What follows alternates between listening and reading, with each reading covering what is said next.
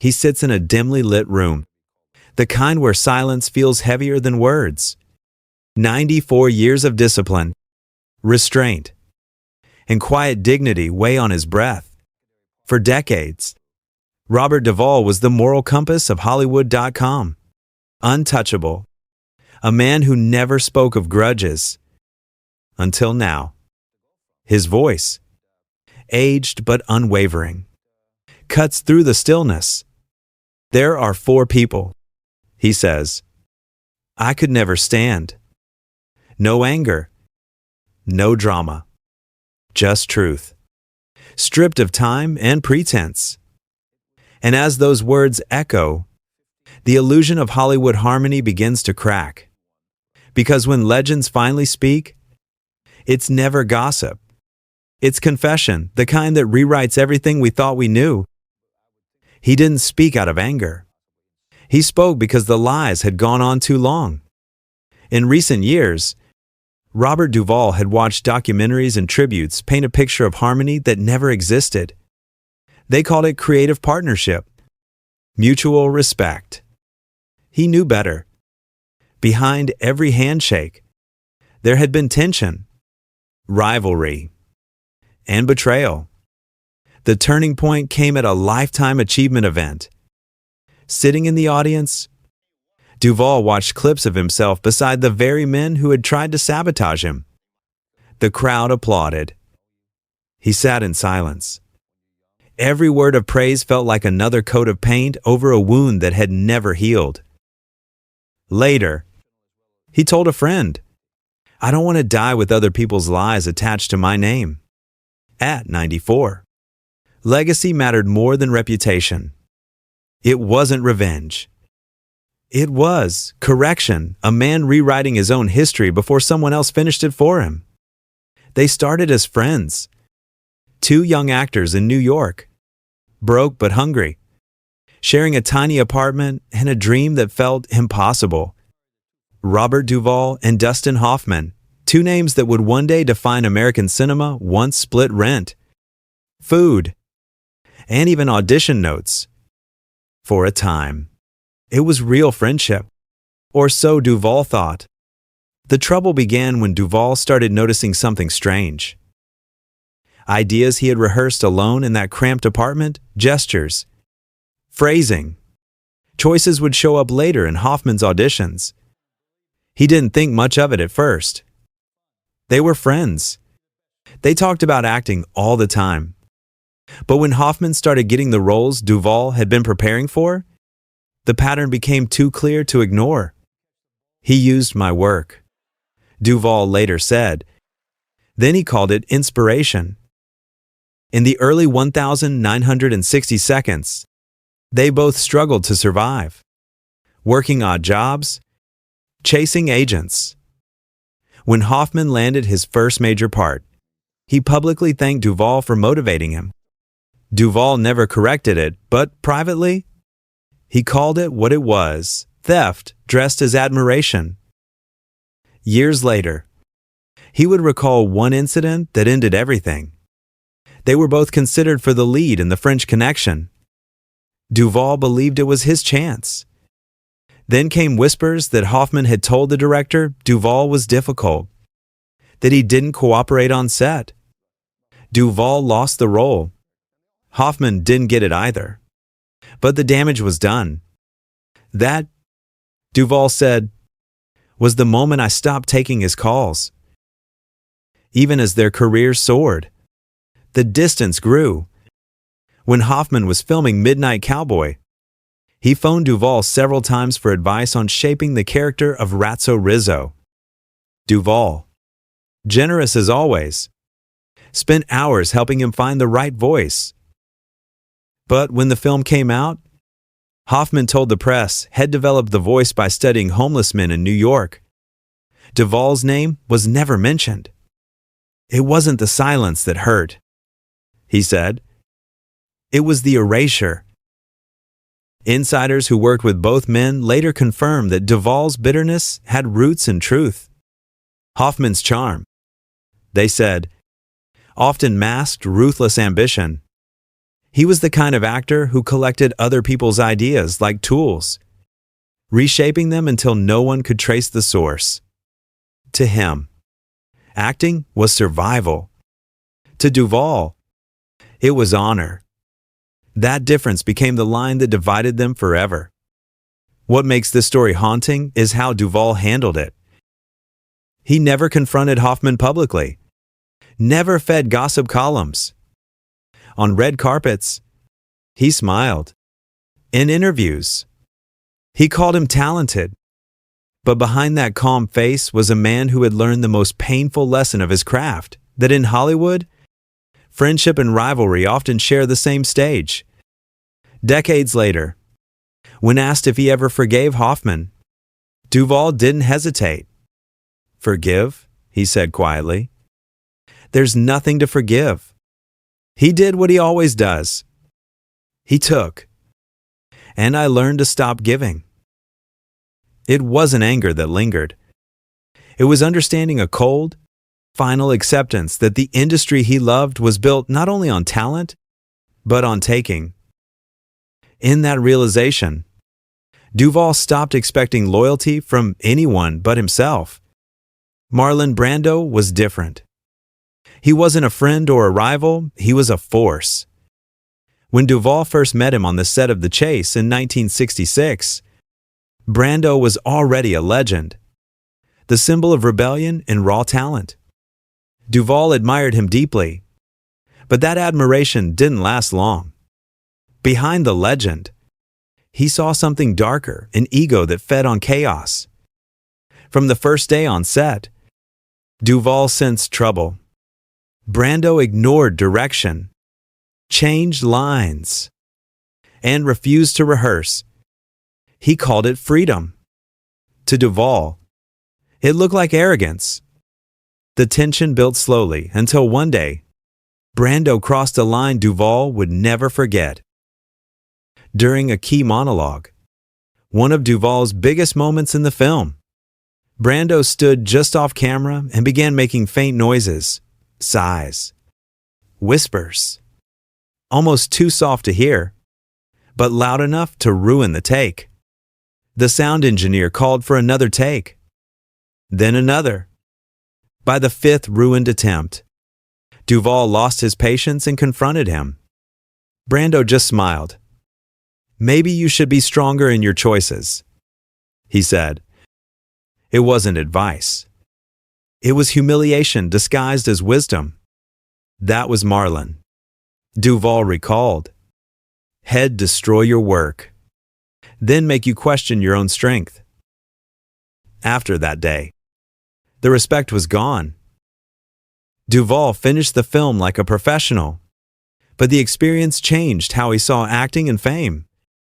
Brando's behavior taught him that genius without discipline becomes cruelty. What the public called method acting sometimes was nothing more than ego dressed as art. Years later, they shared the same universe again in The Godfather, though never the same frame. People assumed it was coincidence, but Duvall knew better. "I learned enough from him on The Chase." He once said, "I didn't need a sequel." Still, when asked about Brando publicly, Duvall never insulted him. He called him a great actor, maybe the greatest. But privately, he described him as the most destructive ego I ever met. Crew members who worked on The Chase backed his story. They remembered Brando refusing to shoot scenes unless the lighting reflected his soul. Others recalled him making actors wait hours while he improvised new dialogue that went nowhere. The director, Arthur Penn, reportedly said later, "It was like directing a storm." Duvall never forgot that storm. What hurt most wasn't the chaos. It was how easily everyone forgave it. Hollywood worshipped Brando's madness because it produced masterpieces. The industry let him behave like a god because the results were box office gold. For Duvall, that double standard was poison. He believed art should come from respect, not destruction. When he looked back decades later, he summed it up in one sentence: I learned more from Marlon than anyone, mostly about what not to become." That quiet remark said everything. Duvall didn't envy Brando's genius anymore. He pitied it. Because what the world saw as brilliance, he remembered as cruelty, a man so lost in his own legend, he forgot the cost of his power. James Caan was supposed to be a brother. On screen, they were family, Sonny Corleone and Tom Hagen. Two men bound by loyalty in The Godfather. Their chemistry looked effortless. Their tension believable. What no one knew was that behind the camera, that tension was real. Duvall and Caan could barely stand each other. It started during rehearsals. Both men were strong personalities, but in different ways. Duvall was quiet, precise, always studying the scene. Caan was restless, loud, always trying to dominate the room. When Duvall spoke with the director about character motivation, Caan joked about overthinking a secretary role. It was meant as a tease, but it cut deep. From that moment, Duvall stopped treating him like a friend. During filming, the rivalry turned into a silent war. Whenever Duvall had an important line, Caan would move, tap the table, or draw attention to himself, small gestures that pulled focus. Duvall never reacted. He just adjusted his performance, channeling his frustration into Hagen's cold composure. That's why their scenes feel so real, one trying to dominate, the other refusing to give him the satisfaction. People on set noticed, but no one dared interfere. Francis Ford Coppola, the director, later hinted that the real tension helped the film. Sometimes truth makes the best acting, he said. And he was right. What the audience saw as brotherly energy was born from irritation, pride, and two men trying to prove who mattered more. After The Godfather, their relationship didn't improve. At press events, they smiled for the cameras, but never spoke offstage. Duvall, professional as always, refused to let personal feelings damage the film's legacy. "We had a job to do," he said, "and we did it well." For him, that was the highest form of discipline, protecting the work even when the people around him didn't deserve it. Years later, when Caan passed away, reporters asked Duvall about their time together. He gave a short answer. He was talented. "We made something great." Nothing more. No emotion. No stories. Just a statement of fact, respectful, distant, final. What made this feud so painful was how much potential it once had. They could have been true friends, two professionals at the top of their craft. But Caan's need to dominate clashed with Duvall's belief in restraint. Jimmy wanted to win every scene. Duvall said once, "I wanted the scene to win."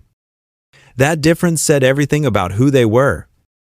In the end, their rivalry became a strange kind of collaboration. Caan's fire and Duvall's control created the perfect balance for The Godfather. Without the tension, it might never have felt as authentic. But when the cameras stopped, the illusion ended. They walked away from each other and never looked back. For Duvall, it was another lesson in survival that great art doesn't always come from friendship. Sometimes, it comes from conflict handled with dignity. He learned to separate the work from the wound. To him, professionalism meant silence, not forgiveness. Just silence. Robert Redford was the last name and the one that shocked everyone the most. To the world, Redford was everything Hollywood admired: handsome, intelligent, moral, the golden man of American cinema. But to Robert Duvall, that image was an illusion. He built a brand of purity, Duvall once said, but behind it was calculation. Their paths crossed in 1984 on The Natural. Duvall played Max Mercy, the cynical sports writer, while Redford was Roy Hobbs, the flawless hero. On screen, their tension was powerful and elegant.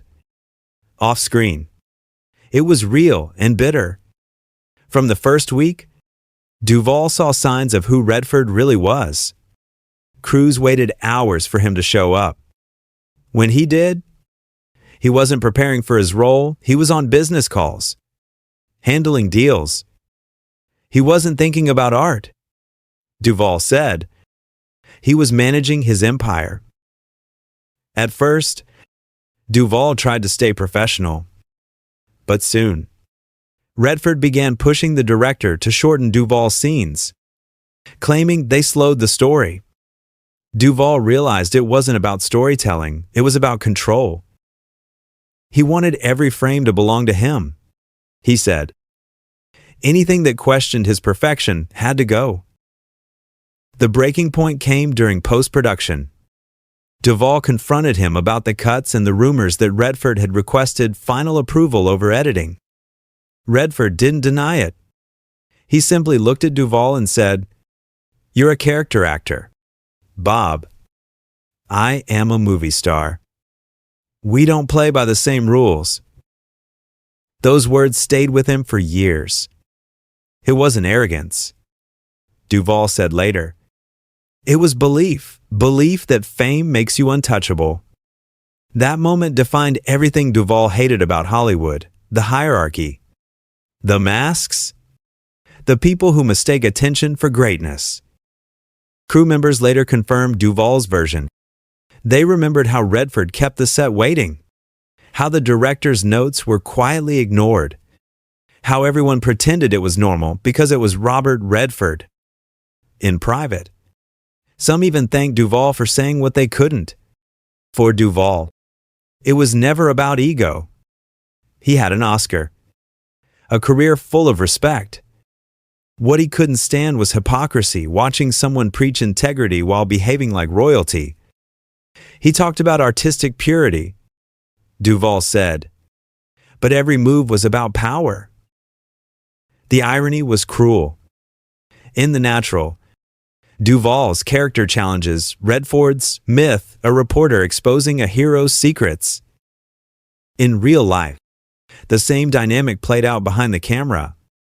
He wanted to silence me in the movie.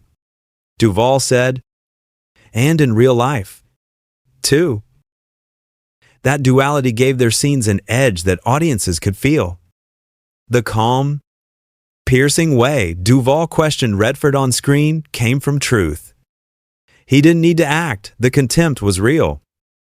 He made me better, Duvall admitted, but not in the way he thinks. He reminded me what I never wanted to become. After filming ended, they never worked together again. Redford continued building his image as Hollywood's noble idealist, the actor, director, an activist with unshakable integrity. Duvall stayed silent, letting time do the talking. But when he finally broke that silence decades later, Redford's name was the one that hit hardest. The fraud behind the golden image. He said simply, no anger, no explanation. Just the truth, as clean and cutting as a blade. For Duvall, that sentence was not revenge. It was closure, a final refusal to carry someone else's myth any longer. He said he didn't want to destroy anyone's legacy. He only wanted honesty. After 60 years in Hollywood, Robert Duvall had earned the right to tell the truth. These weren't feuds, he explained. They were lessons. Some taught him how to act. Others taught him how not to live. When the lights fade and the applause ends, the truth is all that remains. Duvall never shouted it. He just let it exist, quiet, steady, undeniable. Hollywood built its legends on light. But for Robert Duvall, the real story was always waiting in the shadows.